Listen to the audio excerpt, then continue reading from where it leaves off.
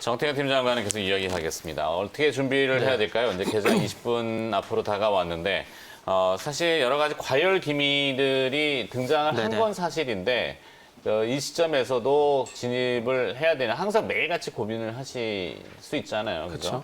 거기에 이제 뭐 B2라는 개념으로 뭐 동학개미, 뭐 빚내서 투자 뭐 십몇 조 원 뭐 이런 얘기 나오고 그런데도 불구하고 가야 되는지 증시는 기대감이 계속 있는데 전략을 일단 먼저 정립해 주신다면 지금은 뭐 결론부터 말씀드리자면은 기대감이라는 제트기를 그냥 타고 계속 가는 것 같아요. 네. 그리고 중요한 건 지금 기관이 매도를 하고 있긴 하지만 뭐 외국인 같은 경우는 상승 포지션 계속 잡아가고 있는 상황이고 종목 중심의 파생 쪽에서 네네. 네.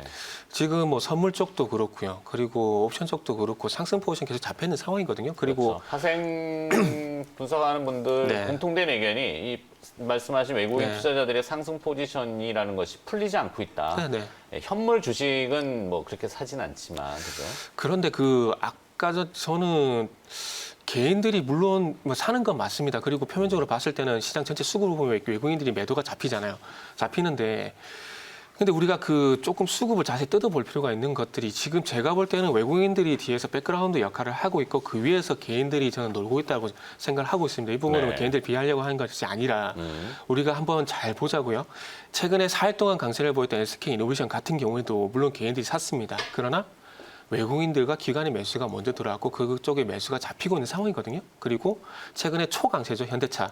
현대차 같은 경우도 7월 15일 이후로 계속해서 상승세가 나오고 있는 상황인데 그때 이후부터 수급을 또 뜯어보게 되면은 외국인 기관이 매수를 하고 있는 상황이라는 거죠. 그러니까 제가 드리고 싶은 말씀은 외국인들이 시장 전체적으로는 매도를 하는 것처럼 보이지만은 최근에 상승한 종목들 쪽으로는 외국인과 기관이 분명히 사고 있다는 거죠. 그러니까 이런 종목들을 사주게 되면서 그 위에 개인들이 현대차도 사고 SK이노베이션도 사고 그리고 소위 말하는 개별 정도 사게 되면 시장이 조금 저는 잘 가고 있다고 생각을 하고 있습니다. 그래서 지금 상황에서는 외국인이라든지 그리고 기관 쪽의 매도가 나오고 있지만 이 매도가 시장의 어떤 상승 추세를 훼손시킬 만한 어떤 대형주 매도가 아닌 상황이기 때문에 저는 시장이 좀 탄력적으로 올라가고 있다고 생각을 하고 있고요. 그리고 외국인들도 조금 전에 앵커님께서 말씀하셨지만은 어쨌든 파생 쪽에서 계속 상승 포지션을 잡아가고 있는 상황 속에서 이게 뭐 청산이 되지 않는다면 계속 간다고 보는 게 맞다고 생각하거든요. 외국인들은 뭐 만기 때 항상 영악한 플레이들을 하잖아요. 뭐 마켓 메이커니까 뭐 그럴 수도 있다고 치는데 파생 포지션, 그러니까 선물 옵션이라든지 여러 복합적인 합성이 됐던 그것이 이제 주가가 올라가면은 이제 수익이 나는 점점 늘어나는 구조라면은 한동안 주식 현물을 좀 사다가 좀 멈춰 있잖아요.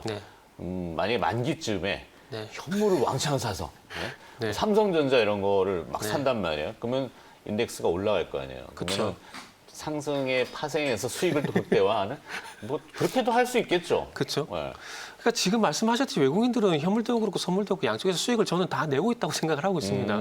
조금 전에 현물 쪽에서 말씀드렸듯이 현대차, SK이노베이션 최근에 상승하는 종목들 다 사고 있고요.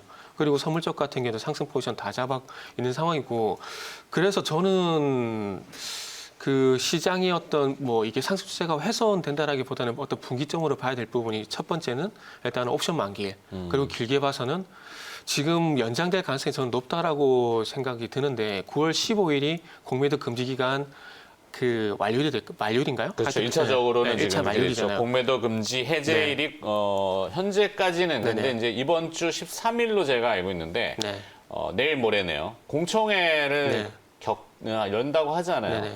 물론 뭐 지금 뭐 장마나 수해 때문에 상당히 금융시장 이슈는 좀 덮여 있지만 공매도 이슈는 굉장히 큰 이슈란 말이죠.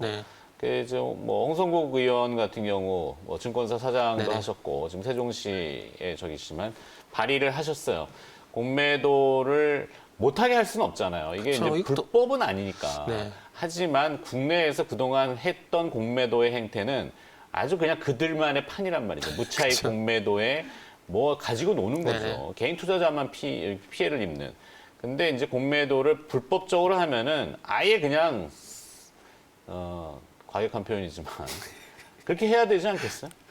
그런 공론화를 우리가 좀 시켜야 되는데 지금 오늘 당장 개장 20분 남겨놓고 그거 하기는 좀 그렇고 내일 다시 한번 이건 좀 다뤄보시고 하고 자, 일단은 뭐 이렇게 준비하라고 일단은 트렌드가 정해져 있기 때문에 그런 상승의 제트기류라는 것이 쉽게 바뀌지는 않는다. 바람의 그래서 방향이. 지금 1차적으로 주봉상을 보게 되면 2350포인트가 1차 뭐 소위 말하는 저항대가 될 수, 이전에 어떤 지지라인, 저항대가 될 수 있던 부분인데 그 부분을 뚫었기 때문에 지금 2450포인트까지 또 간다라고 보고 시장을 대응하는 게 좀 맞을 것 같습니다.